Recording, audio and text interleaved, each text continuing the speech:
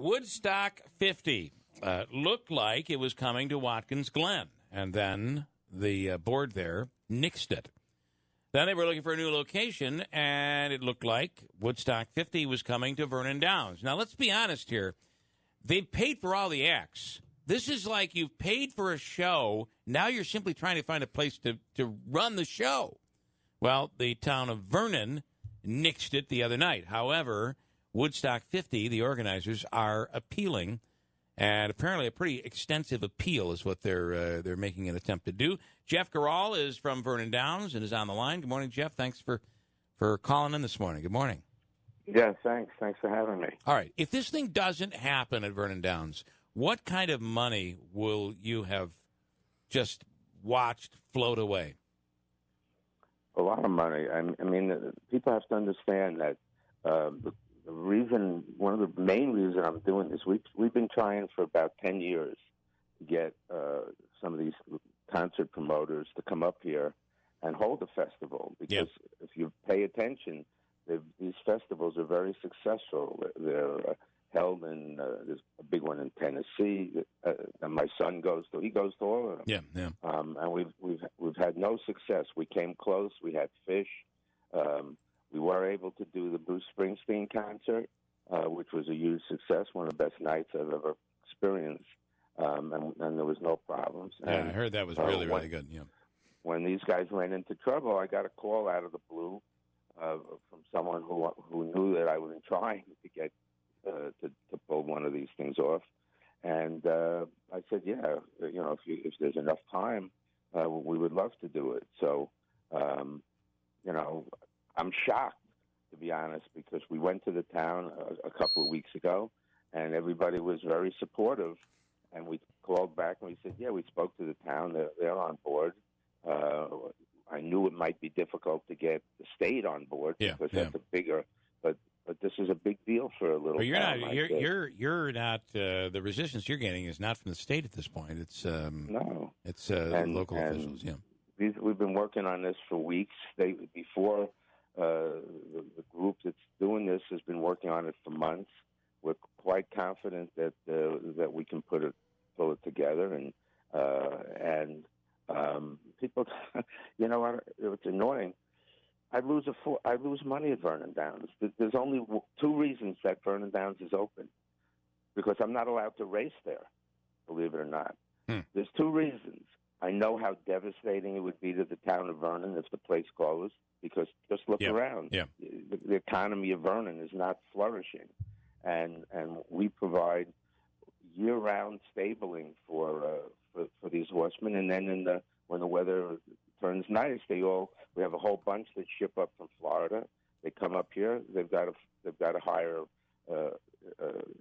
find a place to live, buy food, buy gas, buy veterinarian supplies, buy hay from local farmers. This is crazy. Right, it certainly supports I don't need this aggravation. Yeah. I mean, last year I lost $1 million. And this year, I'm spending another $1 million just to renovate the hotel, and I employ 300 people. So my wife has been begging me to close this place, and I'm not going to do it. But the town has to work with us, and I recognize that there's going to be a certain amount of inconvenience. And I told the town yesterday, I said, look, I recognize that there's going to be some inconvenience. I'm going to donate $500,000 to local nonprofits.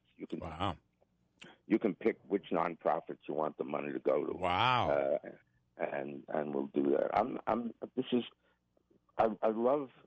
It's hard for me, truthfully, to come and see how depressed the area is. How many factories have closed. I remember when I first got there. I think Oneida Silverware was still open.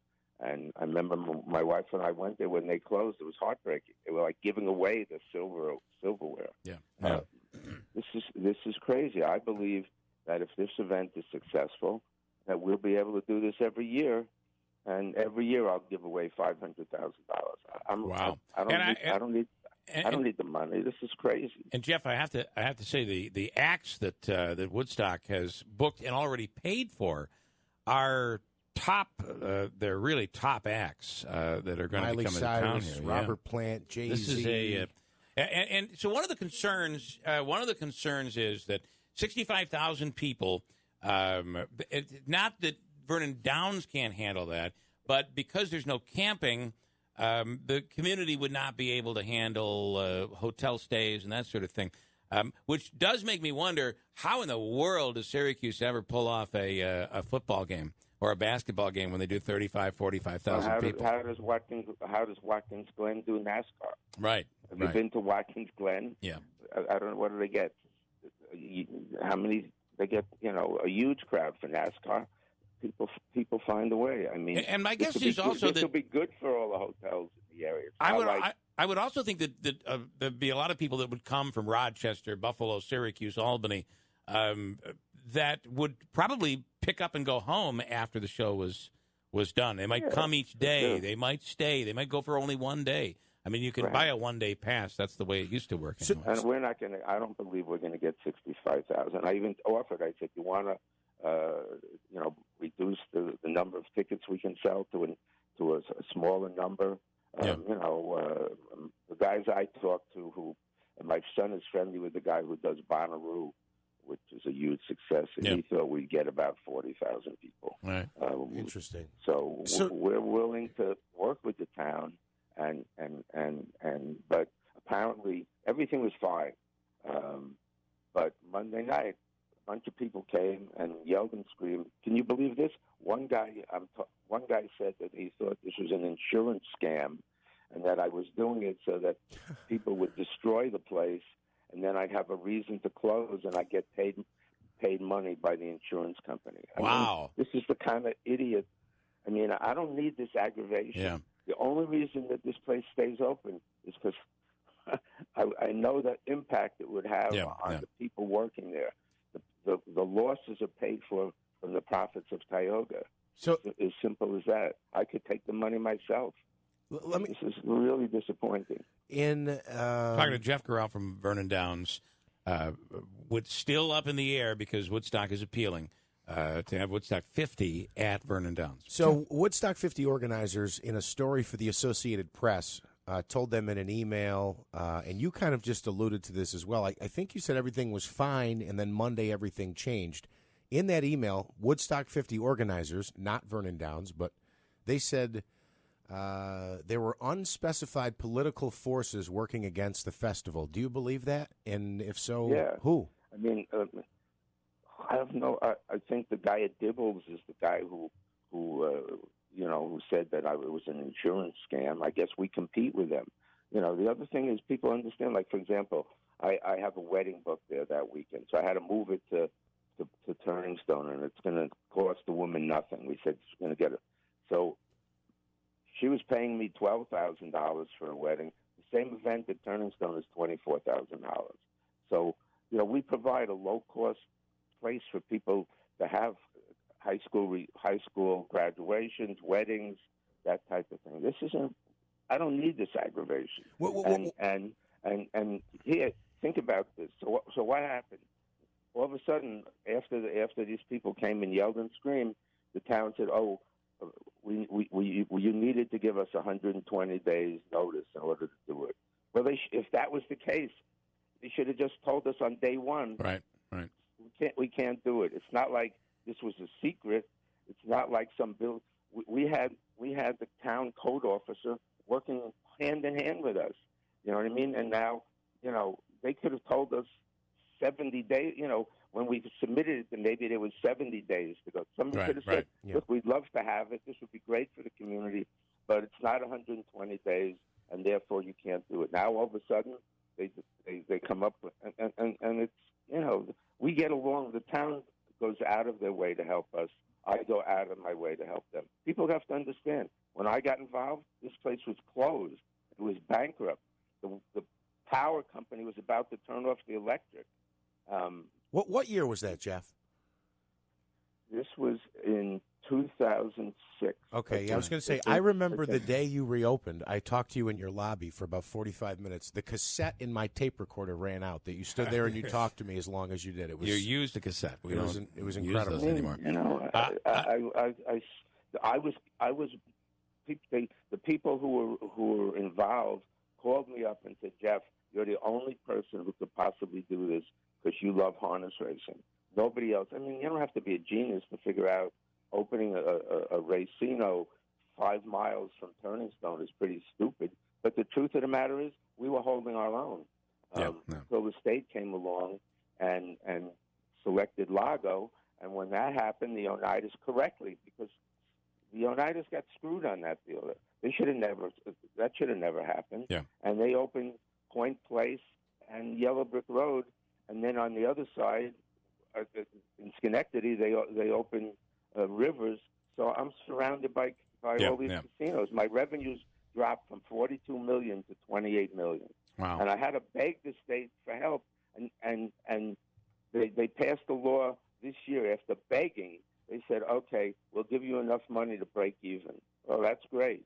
You know what I mean? I mean, I invested all this money to keep it open. Break even. Even now, I'm putting $1 million in to upgrade the hotel rooms, and the state comes to the rescue with a plan that, okay, you're right. You know, you're getting hurt with all this competition, so we'll make it. We'll subsidize it if an additional amount of money for you to break even. I mean, this whole thing has been a nightmare for me. And now, with an opportunity to make a couple of bucks and really help the community, because I'm not doing this. This isn't a one-shot deal. I'm hoping this works. And you can do it on an annual basis. Yeah. And if it's a failure, and if it's really a mess, I won't do it anymore. We tried it. We learned our lesson. Move on. Yep. I want to bring in someone, and then I have one final question for you before we let you go. John in Bridgewater, you're on with a question for Jeff Gural from Vernon Downs. Go ahead. Hey, Jeff. Yeah. Huge fan of Vernon Downs. I love going up there and watching horse races. But I have a question for you. Okay, go ahead with your question. Okay.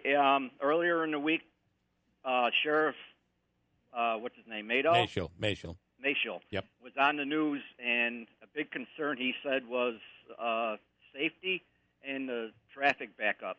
Do you think that may have persuaded the Vernon Town Board to change their mind?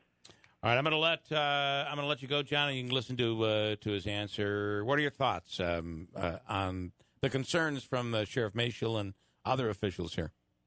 I'm sure for the sheriff, it's aggravation, and he just as soon not have it. I get it, but I'm sure if you ask the sheriff in Watkins Glen if he likes having a NASCAR race, he'll tell you, yeah, it's probably aggravation. I mean, anybody who does any event, you know, you have a Super Bowl in a town. I'm sure the local police, you know, like yesterday, I'm sure in New York City they did a parade of heroes. I'm sure it was extra work for we're confident that we've got the proper team in place that knows what they're doing. They have. I think Virgin is promoting it with them. We're confident we can do it safely, and it's worth a shot. All right, I want to ask you a long-term thing. This isn't just this year. Hopefully, it'll help the community down the road. Years to come. I want one final question. Yesterday, you said you spoke with officials there in Vernon and in Oneida County. You said you offered $500,000 to the charity of their choice. I know that today Woodstock is going to be refiling through an appeal process. Did you get anything that made you feel like there's any hope in your conversation yesterday? Yeah, because the town attorney said, "Look, I will make sure that we hear the appeal tomorrow. I recognize time is short. Okay, and I will, you know, but he didn't have to do that. So, look, the town has worked with us in the past. I don't know what happened here, but you know, everybody was gung ho. I got calls from other politicians. Hey, Jeffrey, can you do this? I hope you can do it. And then all of a sudden, a handful of people show up and yell and scream. Right. And like I said, let's give it a try. If it doesn't work, we won't do it again. And in the meantime, there are a lot of nonprofits that could use the money. Mm-hmm. You know, I would assume we're not just going to give it to one; that we would distribute it throughout the area. Right. Hey, look, I have a concert coming up in a couple of weeks where we give all the proceeds to the food bank, and I pay $20 for everybody who shows up. So wow. I'm I believe in giving back. I've been very successful in New York, and I hate to see what's happened to Vernon Downs. All right. I mean, I really do. It's heartbreaking to me. Well, let's see what happens. The appeal process, we should know within the next 24 hours if if it's successful. Again, great gesture for the donating the $500,000, I believe. And let's see what happens, Jeff. And I always appreciate you speaking with us, and we get it straight from you, and I appreciate that. Okay, thanks. Anytime. Right. Bye. All right, we'll do it again. Thanks. Jeff Gural from Vernon Downs. You know, and I mentioned, too, and I'll never forget, when he said when he opened the place, I wanted to make sure I had the timeline correct. Yeah, he stood there. I had no idea who he was, never heard of him. I still remember the business card, American Racing and Wagering. He stood there and talked to me for 45 minutes. Any question I wanted answered. He's always the guy who comes out and answers, which you don't often see. Which you don't. So let's see what comes of this.